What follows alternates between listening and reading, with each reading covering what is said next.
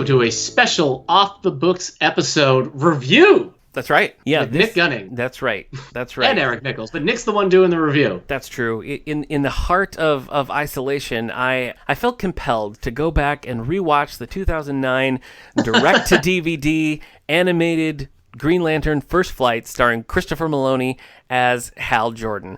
And Michael Madsen. Who's that? Who's he playing? He's Kilowog. Is he? Okay. Michael Madsen. I guess you might know him as the dad from Free Willy, but he's from some Quentin Tarantino films as well. He's got that voice. It's a pretty good cast all around. You got Victor Garber as Sinestro. You got John Larroquette as Tomari. It's a pretty solid cast. I do not have good memories of this from the first time. Were you a fan the first time around? No, I thought it was kind of middle of the road. Yeah. It was early on. It was early on in the DC movies, back at a time where they were doing something other than just Batman. Right. This was one of the early ones, and it was pretty promising because up to that point, I want to say that was the most high-profile Green Lantern thing we'd ever seen. That sounds right. Outside of like him showing up on Justice League. Yeah, the cartoon. The only thing where he was the title character outside of the comics would be like 1960s Filmation type stuff. Yeah, this kind of felt like the time where they were trying to introduce people to certain things via the animated properties. Yeah. And then they would make the live action movie. Because it feels like First Flight is like, get primed because we're going to do a live action one now. Yeah. So. Yeah, I had never gone back and rewatched it because of the feeling that I'd had with it, but after the Englehart interview and all the stuff that we'd been doing, I really had gotten back into Green Lantern quite a bit, and figured, quarantine, what better time to rewatch a movie and then talk about it by myself. But no one asked for me to That's true. To review this movie, but I was happy to oblige anyway, so let's do it. All right.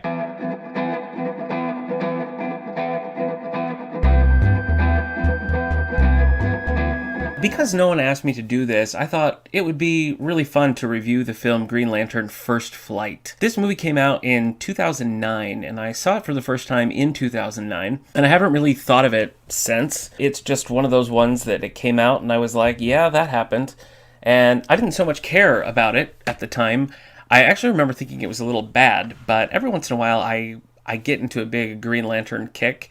Probably the first big time that happened would be when Eric and I were trying to read through the Blackest Night DC collection, and the way DC puts these trades out doesn't really make a lot of sense because it will just follow one particular run. So you're reading all the Green Lantern Corps, even though the story really goes like Green Lantern Corps, Green Lantern, Red Lantern, whatever. They bounce all around, but the trades don't reflect that. So Eric and I were working together in a different library at the time, and so we decided to just interlibrary loan all of the possible Blackest Night collections, and then find a list online of how they should be read, and then just sit in a circle and pass each other hardcover books, so we could read through this story. So that was kind of the kickoff of when I was really like getting into and reading Green Lantern, and I stuck with that for a while, and then just sort of fell away from it because it's hard to follow. There's so many titles, and they interconnect with each other in ways that can be cool, but also can be very off-putting if you're trying to read the story. So. More recently than that, though, Eric and I were getting ready to interview Steve Englehart for the podcast, and so I was reading. Really, we were talking to him about Batman Day. We were talking about his Strange Apparitions run on Batman, which is so cool. If you haven't read it, go and read it.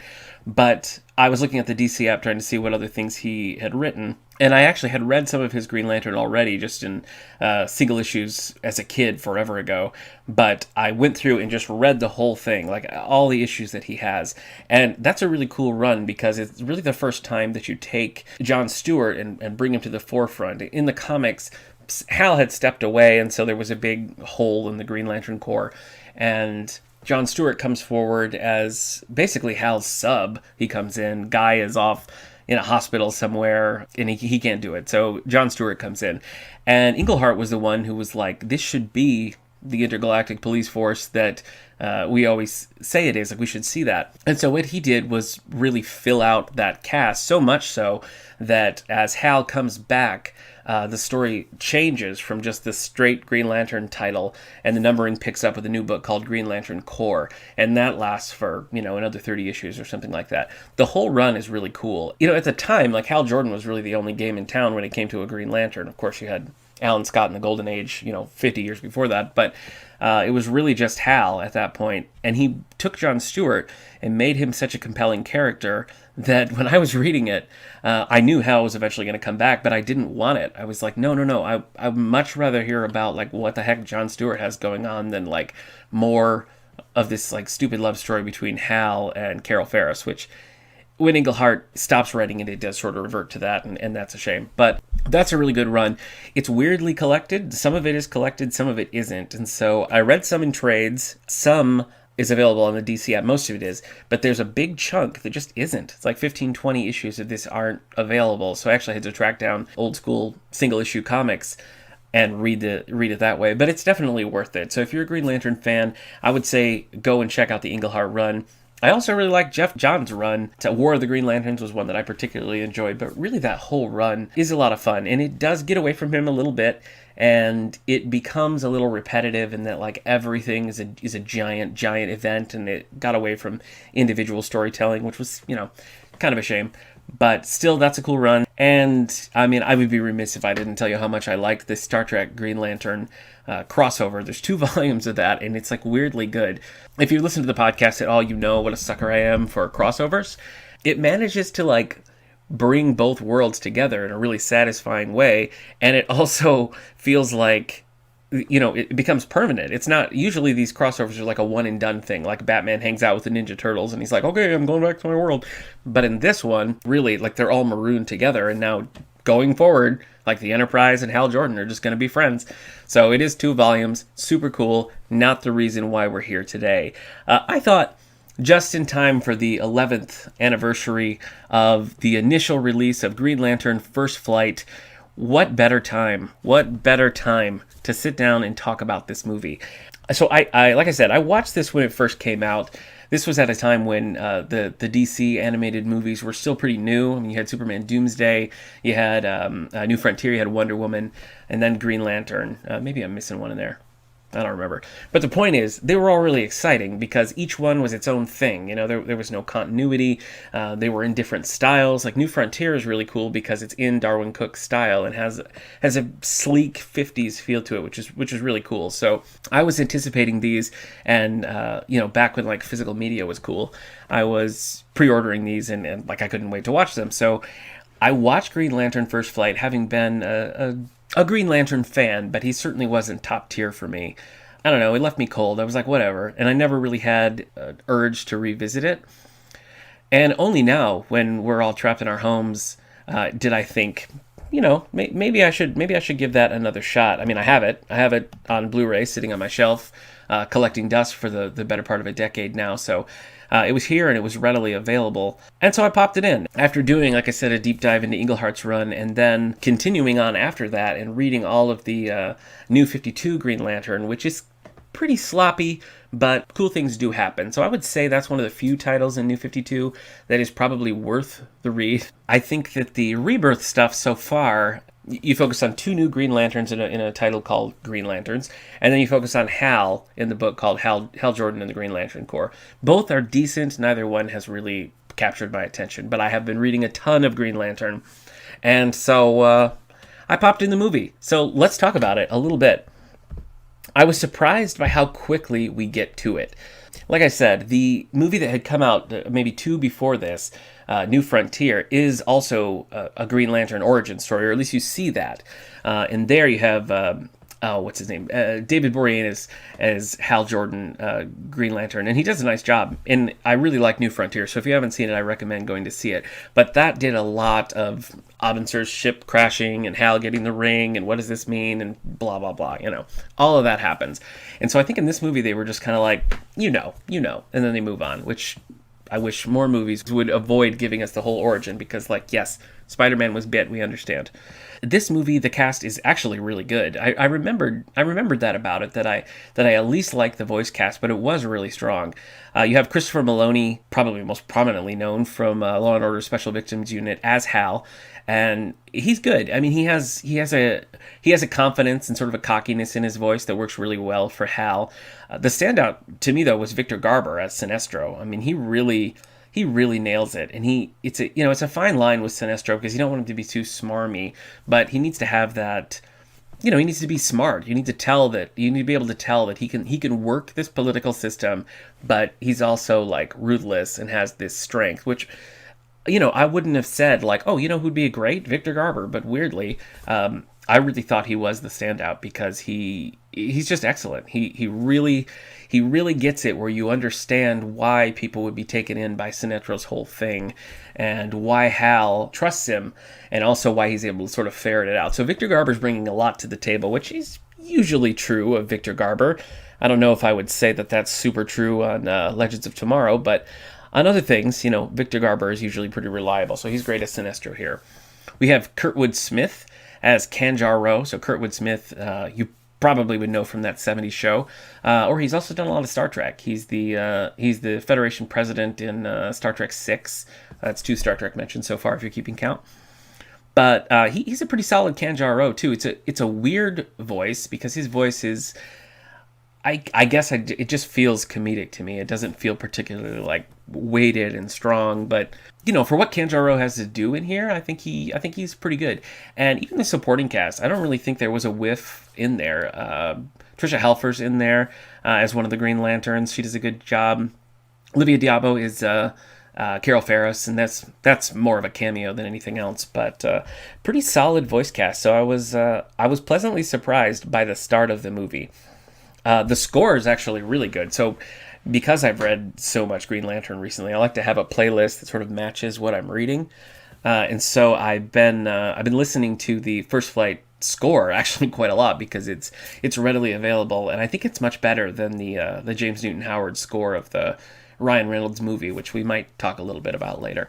But this score to this is actually really good. It's really it's intense, but it also there's enough going on that you can just listen to it dry without seeing the episode to know what's going on. Sometimes with scores, you have like 3 minutes of almost dead silence, and then like bum bum bum bum bum. That's not what this is. So it's pretty good. You can find this wherever you get music. So give it a listen, because I do really enjoy it. Let's talk about the plot in this little movie. So like I said, by the time the credits roll, we're done with the origin story. So Abinsur's crashed. Hal is testing something out at Ferris Air, and his test ship gets like pulled to where Abinsur is, and then boom bang, he's got the ring, and that's it. So I actually appreciated that, but was surprised, because I remembered this as a Green Lantern origin movie, and it's really not. I mean, it's really more about like the early days of him being in the Corps.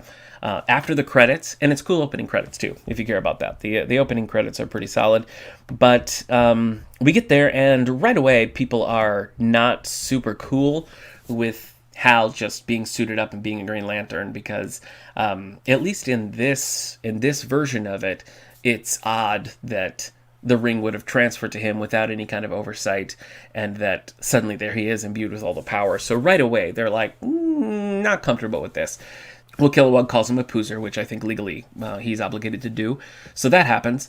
And the Guardians are like, yeah, this isn't going to work. So why don't you give us the ring and we'll find the right person, which I thought was a pretty big departure from the comics, that they can just sort of do that, and it's not a big deal. It's just like take the ring off and give it to someone else. That's not really how it works in any other thing. So, I mean, if you're concerned about that sort of thing, that is a departure. And I didn't like it, so, So they're basically going to bounce Hal back to Earth. And Sinestro pops up in all his, like, Victor Garber grandiose. And he's like, no, I will train the boy. A la Star Wars.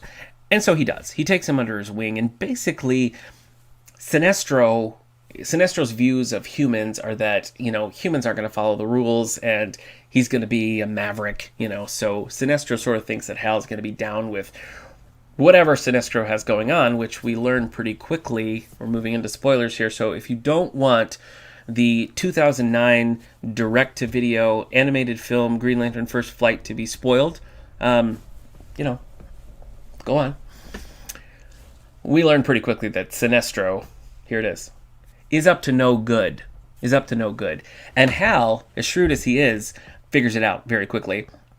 And even though he's not one to really embrace the rules, he's pretty quickly uneasy of Sinestro, which I think is nice too. I think it gives Hal a little bit of agency, that he's not just sort of, a jerk who's like, yeah, I got a ring. paying attention, which is cool. So basically Sinestro thinks that Hal's going to be down with the crap that he has going on. And we start to learn a little bit more about just what Abin Sur was doing and how he happened to wind up where he did and what got him there. We learned that he'd been undercover. So Abin Sur is undercover on Kanjar Ro's ship trying to find the stolen yellow element and is murdered in the process of that, basically. I mean, he escapes with enough steam just to get to Earth, and then the ring passes to Hal. But he is murdered, and Sinestro had been investigating the murder. And so Hal, as Sinestro's new protege, is part of that too. So Hal gets taken along on there. So, all right, now things really start to get heavy. Hal and Sinestro catch up to Kanjar Ro, and right away, Hal is not super comfortable with what's happening because Sinestro is being pretty open about the fact that he thinks the Guardians are stupid and that they've made the Green Lantern Corps weak. And Sinestro's not about that because in the comics, Sinestro enslaved his whole planet for their own good. So that's what we're dealing with. And right away, Hal's like, I'm uncomfortable with this. I don't like this. But in a little scuffle on Kanjar Ro's ship, Hal is knocked unconscious. And so Sinestro and Kanjar Ro have a whole thing where Sinestro is trying to force Kanjar Ro to tell him where Quard is because that is where this yellow element is, and Sinestro wants that power so that he can do what the Guardians should have done, according to him, and police the galaxy in a way that he sees fit. Kanjar Ro is not willing to play ball, and so Sinestro just murders him. Pretty much because Kanjar Ro backs him to a corner a little bit where he's like, I mean, yeah, you can bring me in, but I'll just tell everyone, I'll just out you, and then everybody will know that you're the problem here. And so Sinestro doesn't really have any choice, but I also don't really think he has any qualms about killing Kanjar Ro, and so zip, he kills him. Hal is unconscious, luckily. When Hal wakes up, he and Sinestro sort of have it out, and Sinestro no longer trusts Hal and realizes that instead of being a protege and somebody who would embrace Sinestro's vision and help him with it, Hal is now an obstacle and then becomes a really convenient scapegoat because he takes it back and tells the Guardians, this Earth guy just killed Kanjar Ro. And so the Guardians, the wisest, most benevolent force in the galaxy, are like, yeah, that sounds right. And so they take Hal's ring, and he's stuck. He's basically just stuck there, and they're like, yeah, we'll figure out a taxi or whatever, but you're stuck here for now. Well, other Green Lanterns have also been a little concerned about Sinestro. Not so much that it's a thing that's openly discussed, but when this happens, particularly Kilowog and Boudica are like, that doesn't sound right. And so they talk to Hal. Hal tells them what happens. It's all very believable. And they're like, yeah, okay, let's figure this out. So Hal, Kilowog, and Boudica are trying to ferret out what's going on with Sinestro and trying to prove that this is happening. Meanwhile, in the weirdest, darkest moment of this movie, Sinestro goes to the morgue where Kanjar Ro's dead body is. And his whole, innards are exposed and everything. Kanjar Ro is dead as a doornail. And Sinestro uses his ring, and this is iffy, this is real iffy, uses his ring to reconnect synapses in his brain so that he can get information from Kanjar Ro. So Kanjar Ro is like, I'm cold, what is this? All like Jacob Marley. And Sinestro basically is like, yeah, I killed you, you're dead, now be a good little boy and tell me where Quard is.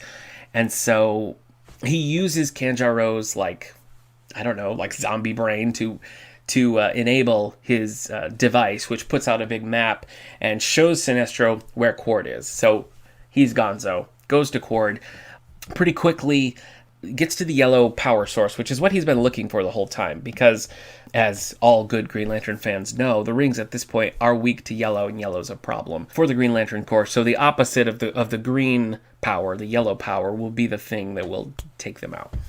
So he gets there and pretty quickly convinces the Weaponers to give him a yellow ring and a battery, and hops to it. I mean, he just he doesn't really waste any time.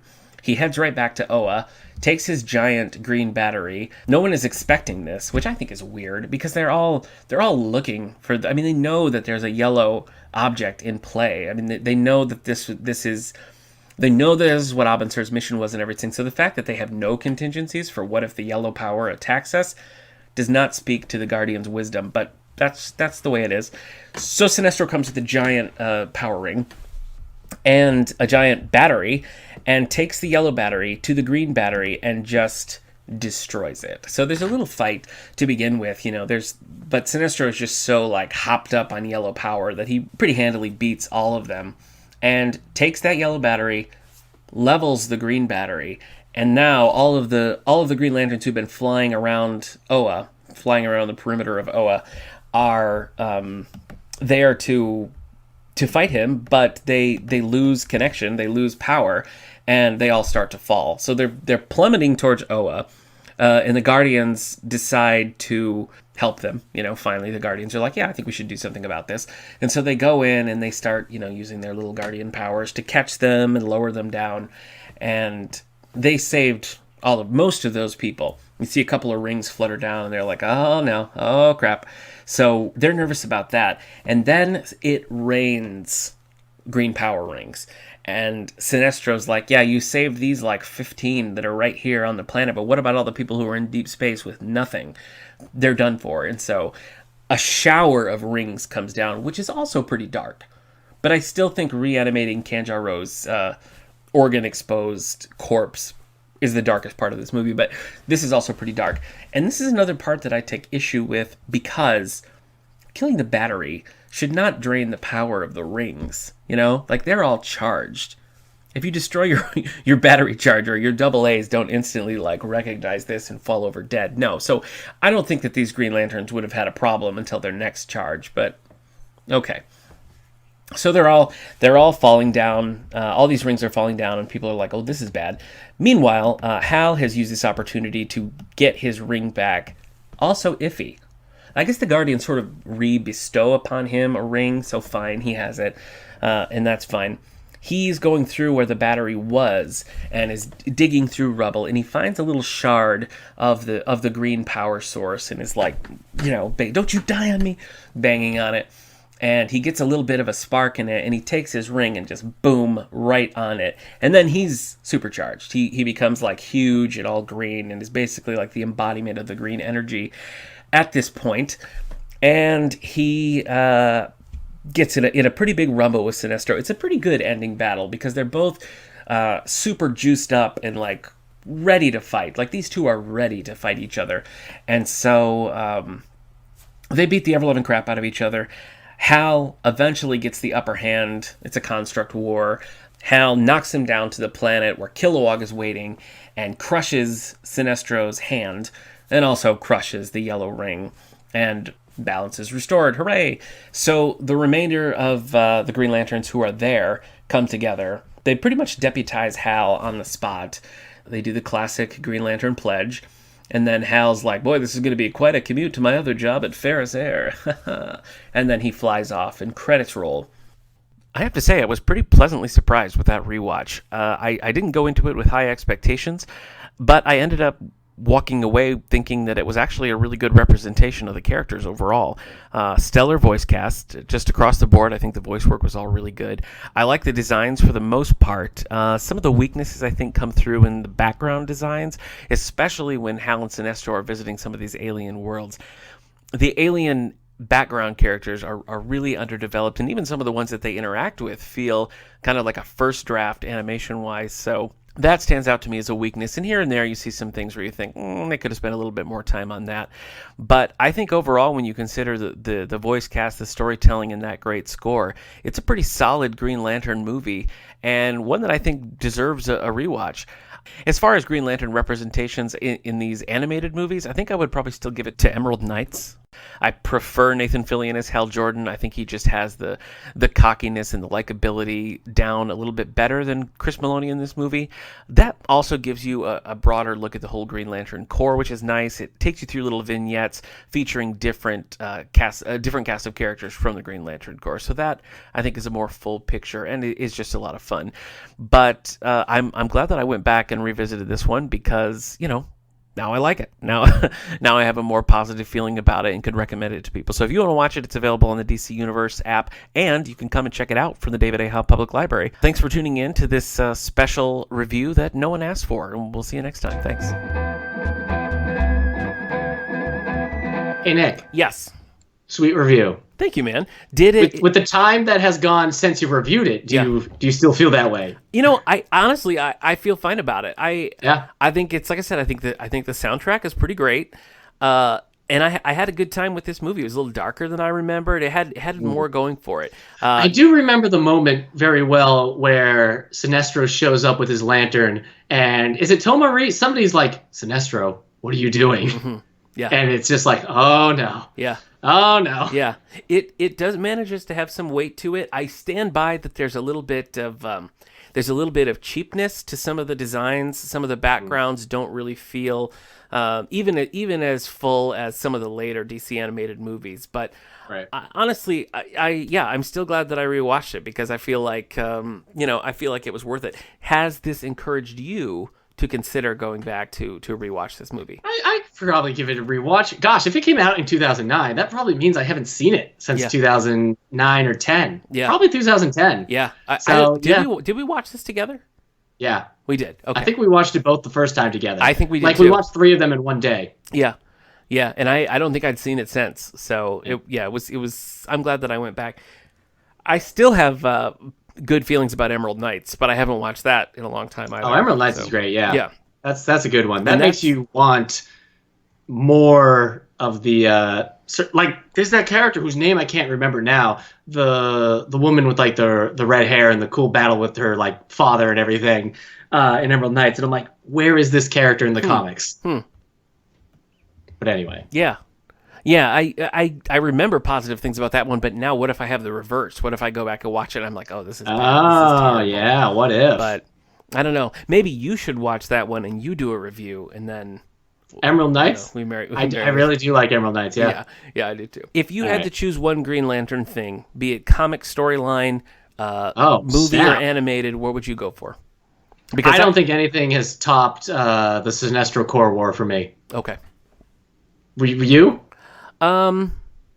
That's probably a safe bet, but I do really like those 70s Englehart where he introduces Jon Stewart. I really like that. Sure, run. yeah. I really like that run quite a bit, and I think the Cartoon Network series is really good. I think that's true. That 26 episodes, real good. That was too bad that it got shut down after that. I think that's probably the most full picture you get of like the Green Lantern world. I think that's really top notch. With the core, you get to see all the different. So I might even lean in that direction, but yeah, I think Emerald Knights is because it's only it's less than 90 minutes, so that's a pretty quick go through of like a lot of the different characters. Yeah, and that's that 26. It's like an anthology. You get different little bits. Yep. But yeah, that it's just called Green Lantern, the 26 episode show. Yeah. That was really good. It got better as it went along. It's so once it sort of filled out that mythology and gave you a little bit more depth to the characters. But yeah, I think that's probably where I'd put it if you were going to sit down and watch something. I think I would say that. But Emerald Knights is right up there too. So I kind of felt that like after the Sinestro Corp War in the comics, a lot of the stories were trying to replicate that. Yeah, trying to recapture that magic in a bottle. Blackest Night and all this other stuff. It was a lot of it was just like Before Sinestro Corp War, you had just like a more episodic take on Green Lantern. Once Sinestro Corp War hit, every 10 to 15 issues, you're leading towards a big epic thing. I think that really changed the landscape of how you tell a Green Lantern story after that. So, but it does a great job. It's really good at it. So, Yeah. Yep, I think it's a solid choice. All right, that's going to do it for this Green Lantern tinged off the books episode of the All the Books Show. We'll see you next time. Woo!